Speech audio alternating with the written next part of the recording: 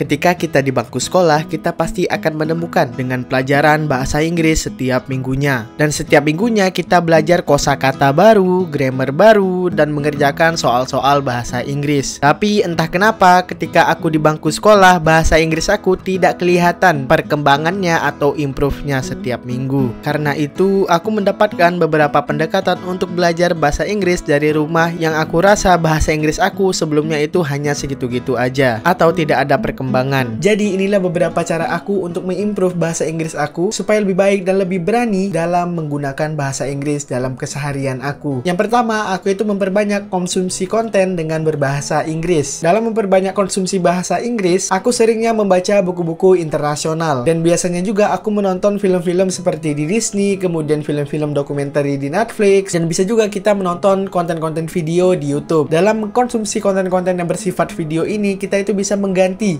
subtitle yang awalnya itu bahasa ibu kita yaitu bahasa Indonesia menjadi bahasa Inggris. Dan film-film yang menjadi film favorit aku dalam belajar bahasa Inggris itu adalah film-film MCU atau film-film Marvel, karena mungkin aku waktu itu lagi gemar-gemarnya menonton film Marvel. Jadinya film Marvel ini aku jadikan sebagai media untuk aku belajar bahasa Inggris. Selanjutnya adalah mencoba untuk menggunakan bahasa Inggris setiap hari. Setelah memperbanyak konsumsi konten dengan berbahasa Inggris, kita bisa mencoba untuk menggunakan bahasa Inggris di kehidupan kita sehari-hari. Yang mana kita bisa mulai dengan mencoba untuk ngomong bahasa Inggris itu selama 10 menit atau 30 menit setiap harinya. Yang mana cara ini bisa membuat bahasa Inggris kita itu kelihatan improve-nya atau perkembangannya ketika kita sering menggunakan setiap hari daripada kita menjadi pasif. Dengan menggunakan bahasa Inggris kita setiap harinya, kita bisa merecall bahasa Inggris yang ada di kepala kita dan memaksa pikiran kita atau otak kita untuk menggunakan bahasa Inggris sebagai bahasa utamanya. Ketika aku belajar bahasa Inggris hingga sekarang ini, aku selalu menggunakan bahasa ini di kehidupan aku, seperti menulis jurnal dengan bahasa Inggris, kemudian membuat schedule menggunakan bahasa Inggris, dan juga menulis tulisan-tulisan pendek dengan bahasa Inggris. Dan juga aku terkadang saat berbicara sama teman-teman aku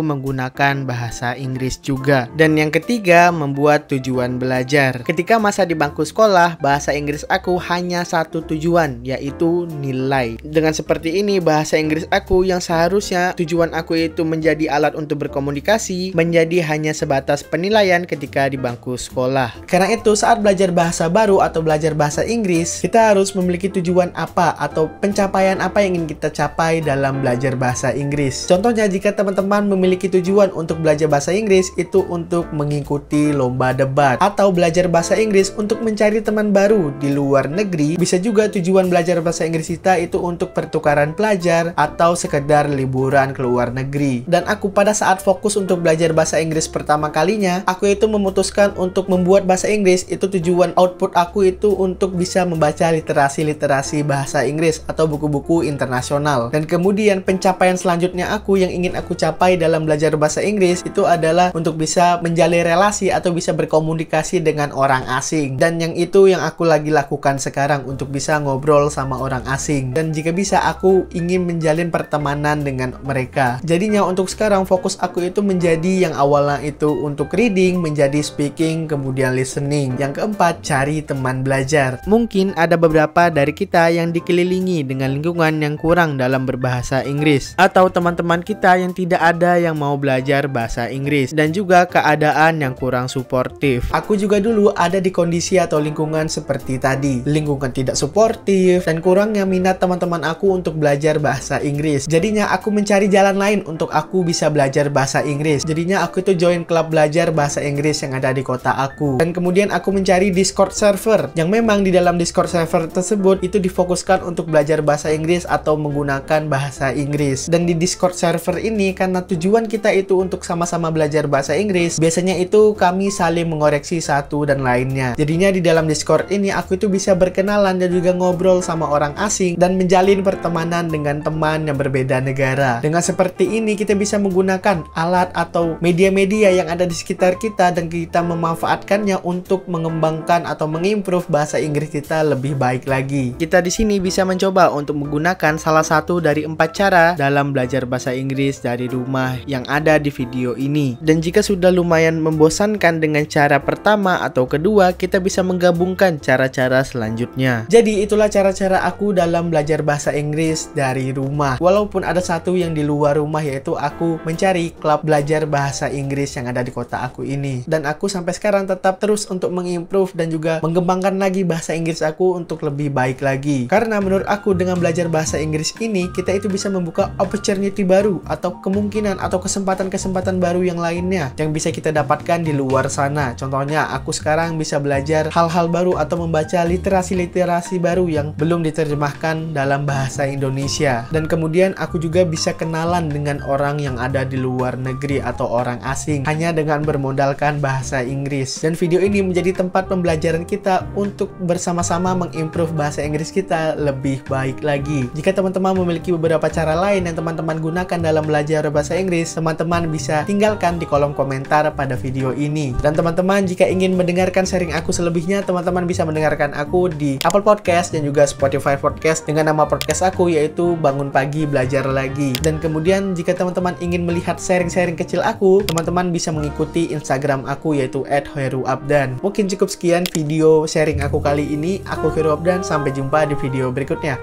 See ya!